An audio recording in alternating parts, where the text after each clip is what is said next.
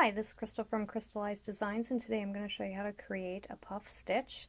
I have a small swatch here already started, and there's different ways and combinations to do this stitch, but I'm going to show you just the basic puff stitch. Patterns may call for a different height. They may call for multiple puff stitches worked in the same stitch or space. I'm just going to show you how to create a puff stitch today. So I'm going to be working in between the previous puff stitches, and I'm going to yarn over and insert my hook into the space and yarn over and pull up a loop.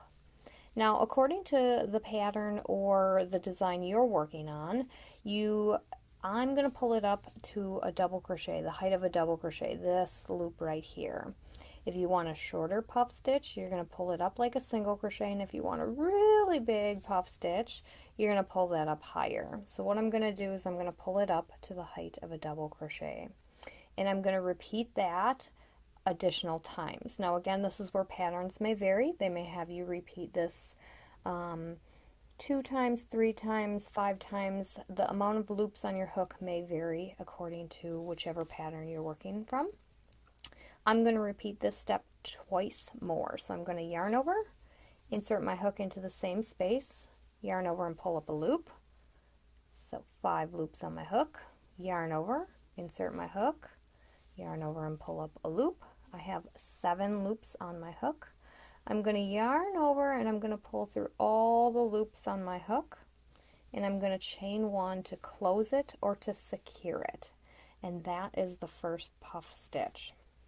Now in the beginning of this I did chain to bring the row up to the correct height, but I will not chain anymore. That chain 1 is to close that stitch, and it's part of that stitch.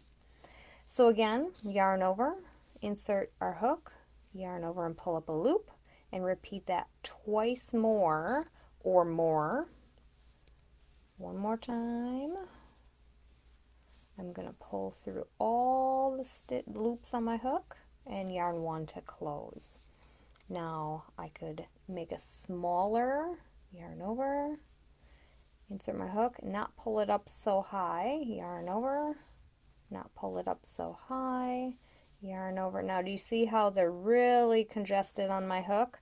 I might have a harder time wiggling my hook through, but if you just wiggle it, they will all come through. So do you see how that is definitely shorter from the other ones, and a little bit more condensed, but it is still a puff stitch regardless. And then you can make really big ones as well. Let me stretch out my yarn here. Pull through all. So again, the height of the puff stitch will vary according to what your pattern calls for or what type of look you're going for. You could also create multiple puff stitches in the same space to create a cute little design, and I have a hat pattern free in my blog that uses that as well. And so that is how you create the puff stitch. The chain 1 is part of the stitch to close the stitch, otherwise you end up with something that looks a little bit different. If you go like that and then start the next stitch without chaining to close, you have them grouped together a little bit more. So that chain 1 closes that stitch and finishes off that stitch.